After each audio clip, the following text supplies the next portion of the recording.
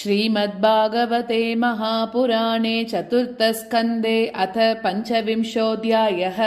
मैत्रेय उवाच इति सन्दिश्य भगवान् बार्हिषदैरभिपूजितः पश्यतां राजपुत्राणां तत्रैवान्तर्दते हरः।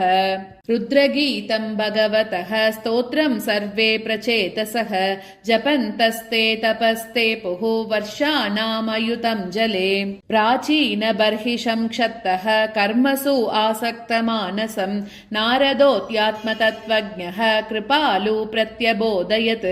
श्रेयस्त्वं कथमद्राजन् कर्मणात्मनैहसे दुःखहानिः सुखावाप्तिः श्रेयस्तन्नेह चेष्यते। राजोवाच न जानामि महाभाग परं कर्मापविदधतीः ब्रूहि मे विमलं ज्ञानं येन मुच्येय कर्मभिः।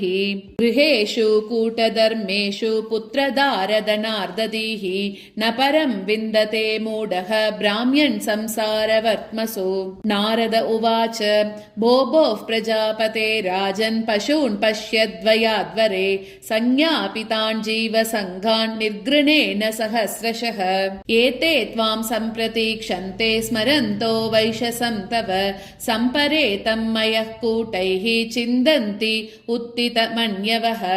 अत्र ते कथयिष्येमुम् इतिहासं पुरातनं पुरञ्जनस्य चरितं निबोध गदतो मम। आसीत् पुरञ्जनो नाम राजा राजन् बृहच्छ्रवाः तस्या विज्ञातनामासीत् सखा विज्ञातचेष्टितः। सोन्वेषमानः शरणं बभ्राम पृथिवीं प्रभुः नानुरूपं यदा विन्दद् अभूत् स विमना इव। न साधु मे नेता सर्वा भूतले यावतीः पुरः कामान् कामयमानोऽसौ तस्य तस्योपपत्तये। स एकदा हिमवतः दक्षिणेषु अतसानुषु ददर्श नवभिर्द्वार्भिः पुरं लक्षितलक्षणाम्। प्राकार उपवनाटाल परिगैरक्षतोरणैः स्वर्णरौप्यायसै शृङ्गैः सङ्कुलां सर्वतो गृहैः। नीलस्फटिकवैदूर्य मुक्तामरकतारुणैः क्लिप्तहर्म्यस्थलीं दीप्तां श्रिया भोगवतीमिव। सभा चत्वररद्याभिः आक्रीडायतनापणैः चैत्यध्वजपताकाभिः युक्तां विद्रुमवेदिभिः। पुर्यास्तु बाह्योपवने दिव्यद्रुमलताकुले नदद्विहङ्गालिकुल कोलाहलजलाशये। हिमनिर्जरविपृष्मत्कुसुमाकरवायुना चलत्प्रवालविटप नलिनीतटसम्पदि। नानारण्यमृगव्रातैः अनाबाधे मुनिव्रतैः आहूतं मन्यते पान्दः यत्र कोकिलकूजितैः। यदृच्छया गतां तत्र ददर्श प्रमदोत्तमां भृत्यैर्दशभिरायान्तीम् एकैकशतनायकैः। पञ्चशीर्षाहिना गुप्तां प्रतीहारेण सर्वतः अन्वेषमाणां वृषभम् अप्रौढां कामरूपिणीं। सुनासां सुदतीं बालां सुकपोलां वराननां समविन्यस्तकर्णाभ्यां बिभ्रतीं कुण्डलश्रियम्। पिशङ्कनीवीं सुश्रोणीं श्यामां कनकमेखलां पद्भ्यां क्वणद्भ्यां चलतीं नूपुरैर्देवतामिव। स्तनौ व्यञ्चितकैशोरौ समवृत्तौ निरन्तरौ वस्त्रान्तेन निगूहन्तीं व्रीडया गजगामिनीं। तामाहललितं वीरः सव्रीडस्मितशोभनां स्निग्धेनापाङ्गपुङ्गेन स्पृष्टः प्रेमोद्भ्रमद्ब्रुवा। आत्वं कञ्जफला साक्षी कस्यासीह कुतः सति इमामुपपुरीं भीरु किं चिकीर्षसि शंस मे। एतेनुपदायेत एकादश महाभटाः एतावाललना सुभ्रु कोऽयं ते हि पुरःसरः। त्वं ह्रीर्भवान् यस्य दवाग्रमापतिं विचिन्वति किं मुनिवत्रहो वने। त्वदङ्घ्रिकामाप्तसमस्तकामं क्व पद्मकोशः पतितः कराग्रात्। नासांवरोर्वण्यतमा भुवि स्पृक् पुरीमिमां वीरवरेण साकम् अर्हसि अलङ्कर्तुमदभ्रकर्मणा लोकं परं श्रीरिव यज्ञपुंसा। यदेशमापाङ्गविकण्डितेन्द्रियं सव्रीडभावस्मितविभ्रमद्ब्रुवा त्वयोपसृष्टो भगवान् मनोभवः प्रभाददेतानुगृहान शोभने त्वदाननं शुभ्रसुतारलोचनं व्यालम्बिनीलालकवृन्दसंवृतम् उन्नीय मे दर्शय वल्गुवाचकं यद्व्रीडयानाभिमुखं शुचिस्मिते। नारद उवाच इत्थं पुरञ्जनं नारी याचमानं मदीरवत् अभ्यनन्दत तं वीरं हसन्ति वीरमोहिता। न विदाम वयं सम्यक् कर्तारं पुरुषर्षभ आत्मनश्च परस्यापि गोत्रं नाम च यत्कृतम् इहात्यसन्तमात्मानं विदाम न ततः परं येनेयं निर्मिता वीरपुरी शरणमात्मनः। एते सखायः सख्यो मे नरा नार्यश्च मानद सुप्तायां मयि जागर्ति नागोऽयं पालयन् पुरीम्। दिष्ट्यागतोऽसि भद्रं ते ग्राम्यान् कामान् अभीप्ससे उद्वहिष्यामि तां स्तेहं स्वबन्धुभिररिन्दम।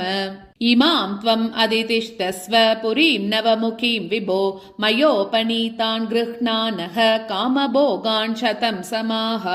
कं नु त्वदन्यं रमये ह्यरदिज्ञम् अकोविदम् असम्परायाभिमुखम् अश्वस्तनविदं पशुम्। धर्मो ह्यर्थार्थकामौ च प्रजानन्दोऽमृतं यशः लोकाविशोकाविरजा यान्न केवलिनो विदुः। पितृदेवर्षिमत्यानां भूतानामात्मनश्च क्षेम्यं वदन्ति शरणं भवेस्मिन् यद्गृहाश्रमः। का नाम वीरविख्यातं वदान्यं प्रियदर्शनं न वृणीत प्रियं प्राप्तं मादृशी त्वादृशं पतिम्। कस्यामनस्ते भुवि भोगि भोगयोः स्त्रिया न सज्जेत् भुजयोर्महाभुज यो नाथवर्गातिमलं घृणोद्धत स्मितावलोकेन चरत्यपोहितुम्। नारद उवाच इति तौ दम्पती तत्र समुद्य समयं मितः तां प्रविश्य पुरीं राजन् मुमुदा ते शतं समाह। उपगीयमानो ललितं तत्र तत्र च गायकैः क्रीडन् परिवृतस्त्रीभिः ह्रदिनीम् आविशच्छुचौ। सप्तोपरिकृताद्वारः पुरस्तस्यास्तु द्वे अतः पृथक् विषयगद्ध्यर्थं तस्यां यः कश्चनेश्वरः। पञ्चद्वारस्तु पौरस्त्या दक्षिणैका तदोत्तरा पश्चिमे द्वे अमूषां ते नामानि नृपवर्णये। गद्योताविर्मुखी च प्राग्द्वारौ एकत्र निर्मिते विभ्राजितं जनपदं याति ताभ्यां द्युमत्सकः। नलिनी नालिनी च प्राग्द्वारौ एकत्र निर्मिते अवधूतसकस्ताभ्यां विषयं याति सौरभम्। मुख्या नाम पुरस्ताद्वाह दयापन बहूदनौ विषयौ याति पुरराट् रसज्ञविपणान्वितः। पितृहुर्नृपपुर्याद्वार् दक्षिणेन पुरञ्जनः राष्ट्रं दक्षिणपञ्चालं याति श्रुतधरान्वितः। देवहुर्नाम पुर्याद्वा उत्तरेण पुरञ्जनः राष्ट्रम् उत्तरपञ्चालं याति श्रुतधरान्वितः। आसुरी नाम पश्चाद्वाह तया याति पुरञ्जनः ग्रामकं नाम विषयं दुर्मदेन समन्वितः। निर्वृतिर्नाम पश्चाद्वाह तया याति पुरञ्जनः वैशसं नाम विषयं लुब्धकेन समन्वितः। अन्धौ अमीषां पौराणां निर्वाक्पेशस्कृतौ उभौ अक्षन्वतामधिपतिः ताभ्यां याति करोति च। सयर्हि अन्तः पुरगतः विशूचीनः समन्वितः मोहं प्रसादं हर्षं वा याति जायात्मजोद्भवम्। एवं कर्मसु संसक्तः कामात्मा वञ्चितो बुधः महिषी यद्यत् ईहेत तद्दत् एवान्ववर्तत।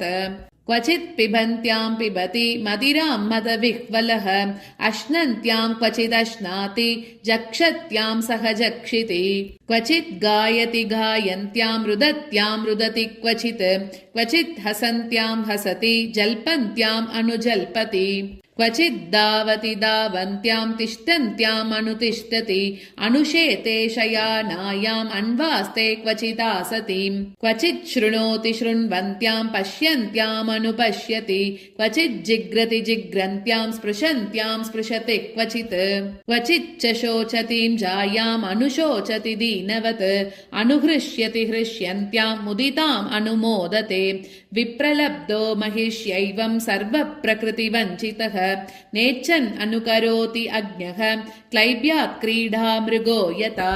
इति श्रीमद्भागवते महापुराणे चतुर्थस्कन्धे पुरञ्जनो भाग्येन 5विंशोऽध्यायः।